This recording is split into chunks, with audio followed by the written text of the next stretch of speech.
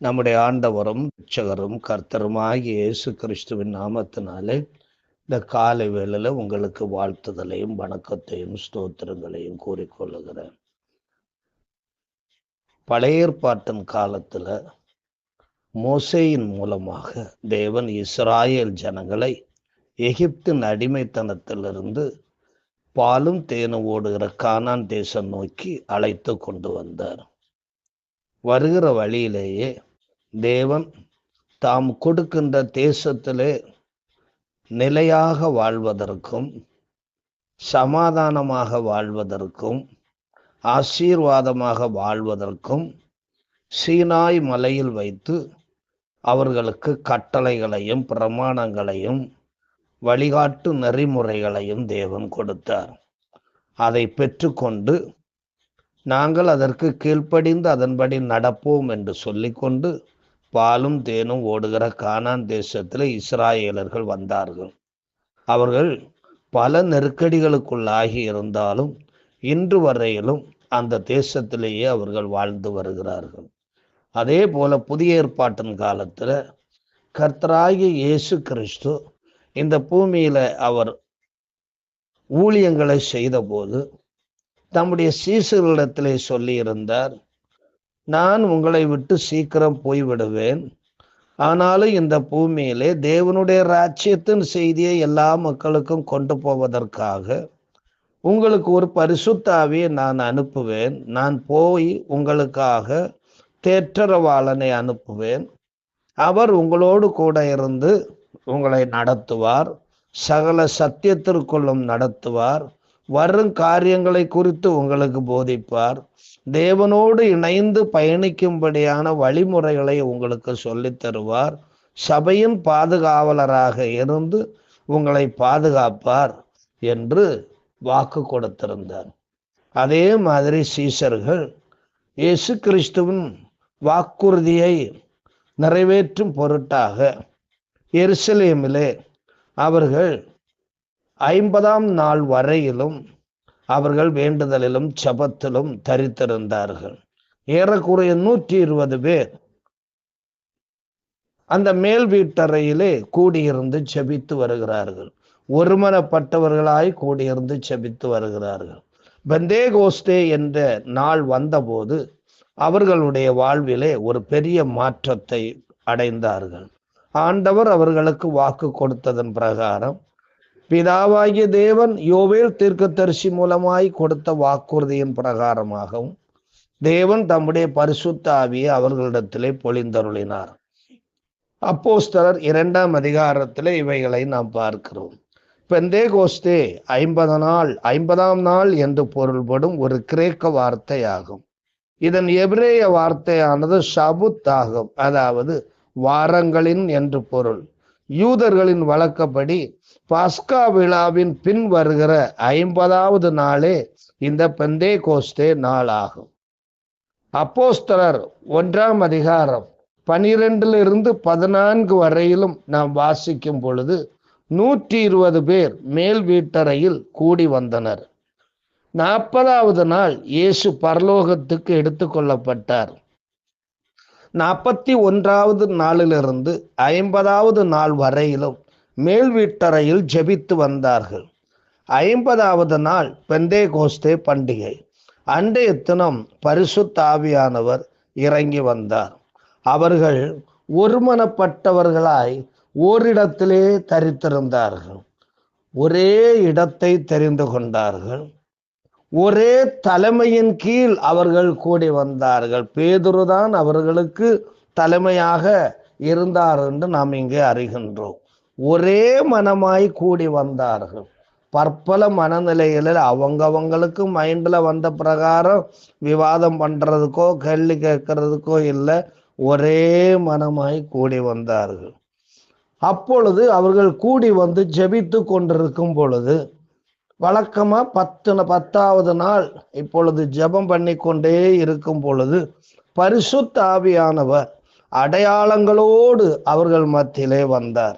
2ஆம் வசனத்தை நாம் வாசிக்கும் போது, காற்று அடிக்கிற பலத்த காற்று அடிக்கிற முழக்கம் போல வானத்திலிருந்து ஒரு சத்தம் உண்டாகி அந்த வீடு முழுவதையும் நிரப்பியது. அந்த சத்தம் ஒருவேளை அந்த எருசலேமில் ஃபுல்லா எங்கும் கேட்டிருக்கும் என்று நான் நம்ப முடியும். ஏனென்றால் நிறைய மக்கள் அங்கிருந்து கூடி இந்த வீட்டாண்டைக்கு வந்து விட்டார்கள். இரண்டாவது 3ஆம் வசனத்துல பார்க்கிறோம். இரண்டாவது ஒரு அடையாளம் காட்டப்பட்டிருக்கிறது. அக்னிமயமான நாவுகள் போல பிரிந்திருக்கும் நாவுகள் அவர்கள் மேல் அவர்களுக்கு காணப்பட்டு அவர்கள் ஒவ்வொருவர் மேலும் வந்து அமர்ந்தது. ஒரு நெருப்பு துண்டு, நெருப்பு அந்த ஃப்ளேம் அவங்க மேல வந்து அப்படியே அமருகிறது. ஒரு சத்தம் கேட்கிறது, ஒரு காட்சி காண்கிறது.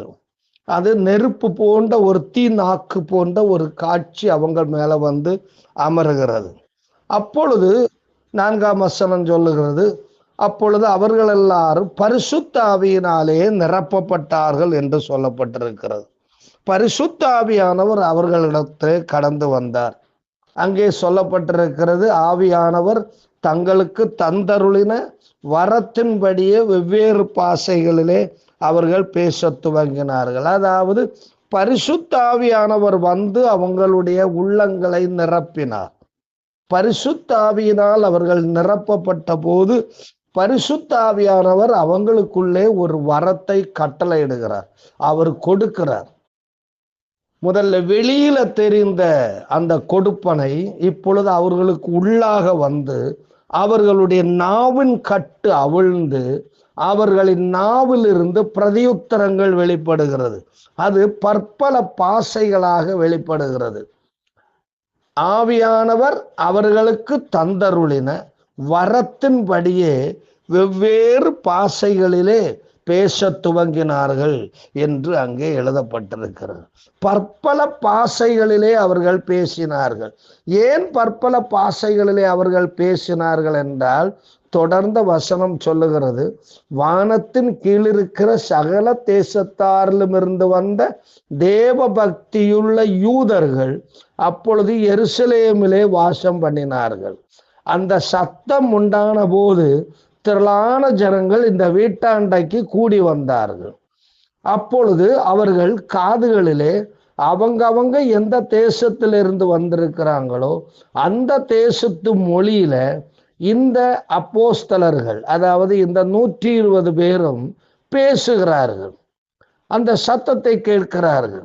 அப்பொழுது இவர்கள் ஆச்சரியப்பட்டு ஒருத்தரை ஒருத்தர் பார்த்து, இவர்கள் எல்லாம் கலிலேயர் அல்லவா? நம்ம சொந்த ஜென்ம பாஷை இவங்களுக்கு எப்படி தெரியும் என்று சொல்லி பிரமித்தார்கள், பயந்தார்கள், ஆச்சரியப்பட்டார்கள். ஏறக்குறைய 16 மொழியில அங்க அந்த 120 பேர் பேசுகிறார்கள். என்னத்தை பேசியிருப்பாங்க? 11ஆம் வசனம் சொல்லுகிறது, அவர்கள் தேவனுடைய மகத்துவங்களை பேசினார்கள். தேவனுடைய மகத்துவங்கள் என்னது? இதுவரையிலும் பலியினால்தான் ஜனங்களுடைய பாவங்கள் மன்னிக்கப்பட்டது. இப்பொழுது பலி தேவையில்லை. அந்த பலியிடப்பட வேண்டிய இடத்துல தேவன் தம்முடைய குமாரனாகிய கிறிஸ்துவை பலியாக கொடுத்து ஜனங்கள் எல்லாருடைய பாவங்களையும் மன்னிக்கிறார். அதாவது இயேசு கிறிஸ்து சிலுவையிலே செய்த இரட்சண்ய கிரியைகளை அவர்கள் அங்கு பேசுகிறார்கள். இயேசு கிறிஸ்துவை குறித்து அவர்கள் பேசுகிறார்கள். இயேசு கிறிஸ்து பிரசங்கித்தவைகளை குறித்து பேசுகிறார்கள். இயேசு கிறிஸ்து செய்தவைகளை குறித்து பேசுகிறார்கள். அவர்கள் அந்தந்த நாட்டு மக்களுடைய மொழியில பேசுகிறார்கள். இதுவரையிலும் இந்த 120 பேரும் அரமேயம் அல்லது எபிரேயம் அல்லது கிரேக்க மொழியில பேசியிருப்பார்கள். இப்பொழுது பார்த்தருடைய மொழியில பேசுறாங்க, மேதருடைய மொழியில பேசுறாங்க, எலாமித்தருடைய மொழியில பேசுறாங்க, மெசபத்தோமியாவருடைய மொழியில பேசுறாங்க, கப்பத்தோக்கியாவில் உள்ள மொழியில பேசுறாங்க. இப்படி பலருடைய மொழியில அவர்கள் பேசுகிறார்கள்.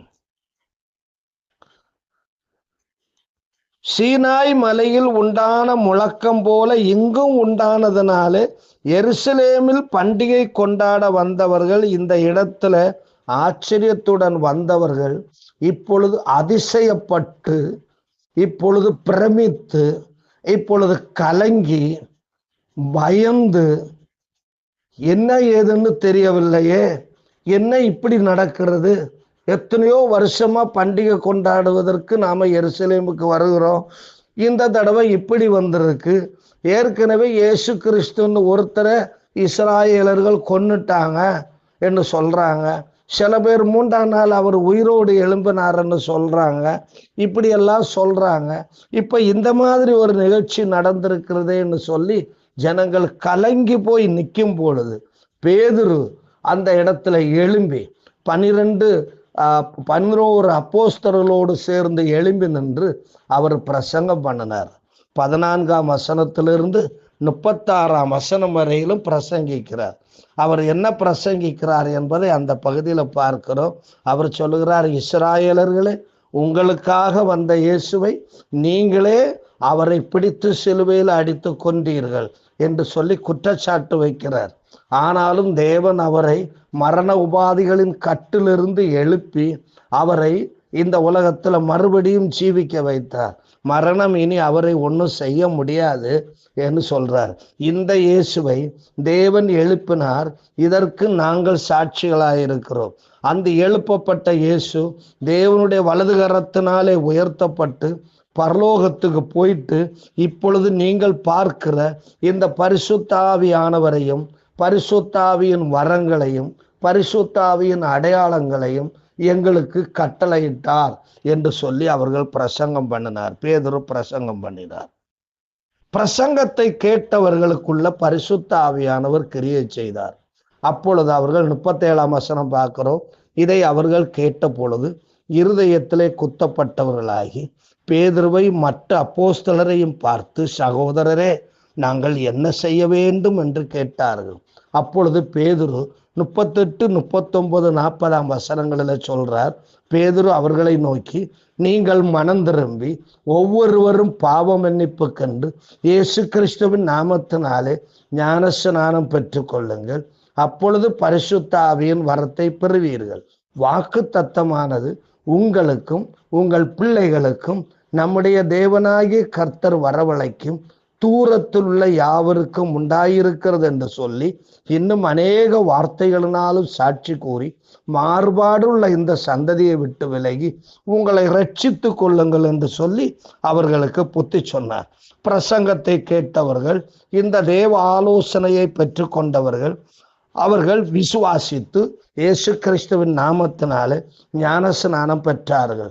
இதனை 41ஆம் வசனத்திலே பார்க்கிறோம். அவனுடைய வார்த்தையை சந்தோஷமாய் ஏற்றுக்கொண்டவர்கள் ஞானஸ்நானம் பெற்றார்கள். அன்றைய தினம் ஏறக்குறைய 3000 பேர் சபையிலே சேர்த்து கொள்ளப்பட்டார்கள்.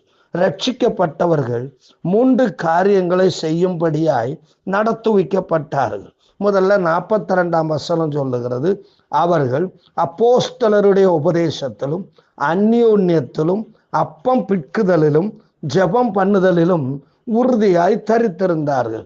ஏற்கனவே 120 பேர் ஜபத்திலும் வேண்டுதலிலும் உறுதியாய் தரித்திருந்தார்கள்.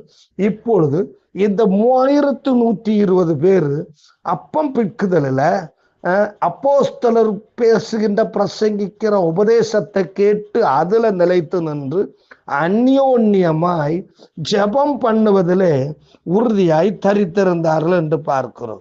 அடுத்து நாம் பார்க்கும் பொழுது எல்லாவற்றையும் பொதுவாய் வைத்து அனுபவித்தார்கள்.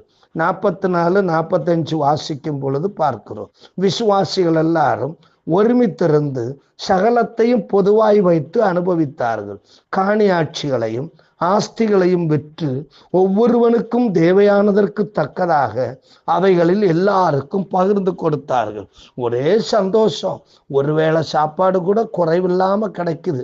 ஏழபாளைகளா வந்தவங்களுக்கெல்லாம் இருக்கப்பட்டவங்க காடு கழனி எல்லாம் வித்து கொண்டு வந்து அப்போஸ்தலருடைய பாதத்துல வச்சு எல்லாரும் சேர்ந்து சந்தோஷமா அவர்கள் வாழ்ந்து கொண்டிருக்கிறார்கள். அடுத்து நாம் பார்க்கிறோம், ஜனங்களிடம் தயவு பெற்றார்கள். 46, 47 வசனத்தை நான் வாசிக்கும் பொழுது, அவர்கள் ஒருமனப்பட்டவர்களாய் தேவாலயத்திலே அனுதினமும் தரித்திருந்தார்கள். பாருங்கள், ஒவ்வொரு நாளும் தேவாலயத்துல வந்து தரித்திருந்து நிலைத்திருந்து அப்பம் பிற்குதலில் அப்போஸ்தலருடைய உபதேசத்தை கேட்பதில் அந்யோன்யம் கொள்வதில் ஜெபம் பண்ணுவதில் உறுதியாய் தரித்திருந்தார்கள். வீடுகள் தோறும் அப்பம் பெற்றார்கள். அப்பம் பெற்று மகிழ்ச்சியோடும் கபடமில்லாத இருதயத்தோடும் போஜனம் பண்ணி தேவனை துதித்து கொண்டிருந்தார்கள். ஜனங்கள் எல்லாரிடத்திலும் தயவு பெற்றிருந்தார்கள்.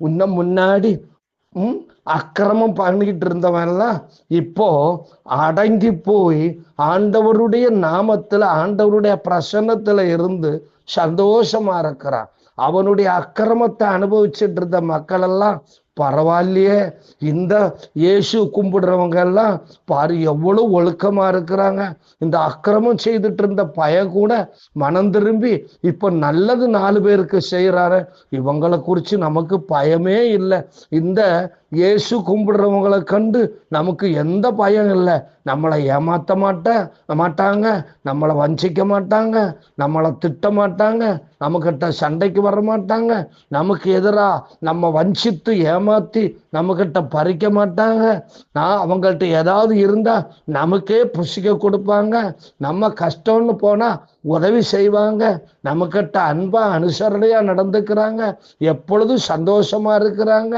சமாதானமா வாழ்றாங்க, ஒரு கவலையில நேரங்களை சரியா பயன்படுத்தி வேலைகளை செய்யறாங்க. ஆனா அவங்க ஆண்டவரை தொழுவதுல மட்டும் கரெக்டா பண்றாங்க, நம்ம அவங்களோட சேர்ந்தா நல்லா இருக்குமே என்று நினைச்சாங்க.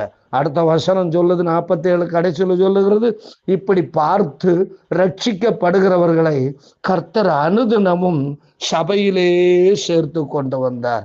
அன்பானவர்களே, உங்களுக்குள்ள இதே பெந்தேகோஸ்தே நாளின் அனுபவங்கள் நடந்ததா? பரிசுத்த ஆவியானவர் உங்களோட இருக்கிறாரா? உங்களை பார்க்கிற ஊர் மக்கள் ஆண்டவராகிய இயேசு கிறிஸ்துவை கும்பிடுவதற்கு விருப்பப்படுறாங்களா? உங்களை பார்த்தா உங்களை மாதிரி நாங்களும் மாறணும்னு ஆசையா இருக்குன்னு சொல்றாங்களா?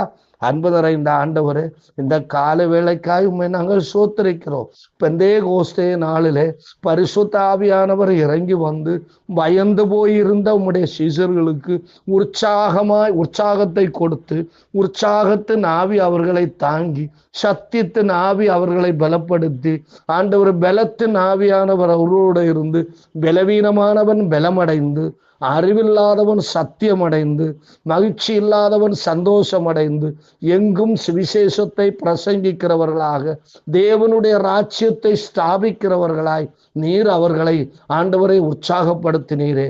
எங்களையும் இந்த கால வேளையில அப்படியாய் நீர் ஆண்டவரை செய்து எங்களையும் 4 பேருக்கு சாட்சிகளாக மாற்றும்படியாக நாங்கள் வேண்டுதல் செய்கிறோம். இயேசு கிறிஸ்துவின் மூலம் கேட்கிறோம், இரக்கம் நிறைந்த பரமபிதாவே. Amen. God bless you.